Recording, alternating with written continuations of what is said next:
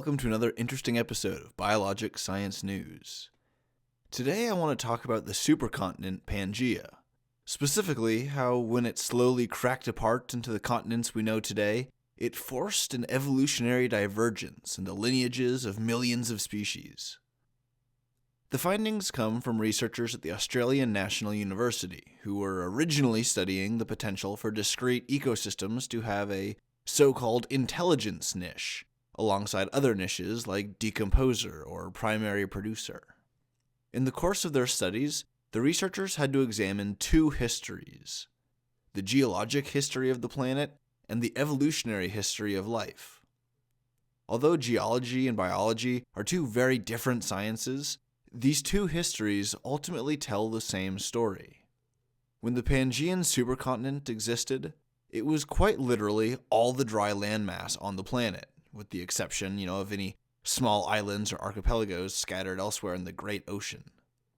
All life that lived on dry land, therefore must have existed, more or less, on Pangea, on the massive single land continent.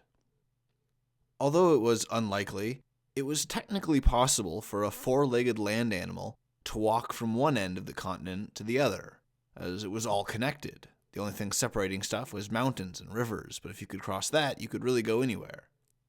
Because animals could walk far and wide, they were able to interbreed with other populations and spread their genes far and wide.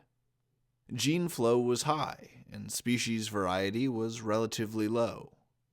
But as huge chunks of Pangea broke off and drifted away, all the terrestrial animals living on that land became isolated there.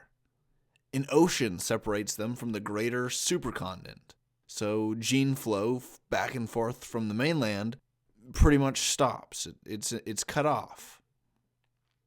As time goes on, more chunks of land break off of Pangea, and eventually it crumbles into all of the continents that we know today, where each continent hosts its own isolated biomes. You can think of each continent kind of like a giant rocky petri dish that's growing millions of species for millions of years. Because of the sudden drop in gene flow that once connected populations spread across Pangea, species on every continent begin to diverge onto their own unique evolutionary pathways. For example, animals like mammals, reptiles, and amphibians in South America and Africa all share an ancient ancestry that diverged when the South American continent broke off from Africa and drifted west. Similarly, the life that exists on Australia diverged when the Australian landmass broke off of Southeast Asia and drifted southeast. When the isthmus emerged connecting North and South America, it allowed terrestrial life from one continent to move to the other in an event called the Great American Interchange. While the isthmus technically connected the continents with a land bridge, it did the exact opposite for marine communities by literally cleaving them in two with a mountain range. Species of fish and crustacean and various marine plants all experienced an evolutionary divergence when the Panama Isthmus formed and basically bisected their ancient habitats. The point I'm getting at here is that the timing of evolutionary shifts and the branching of lineages corresponds very neatly with the geologic record, with the history of continental formation and the slow but perpetual drifting of tectonic plates. The head of the study, Sarah McIntyre, explained that research into the geologic record of supercontinent breakup and research into the evolutionary history of life, they each independently provide the same dates for major divergences or major breaks.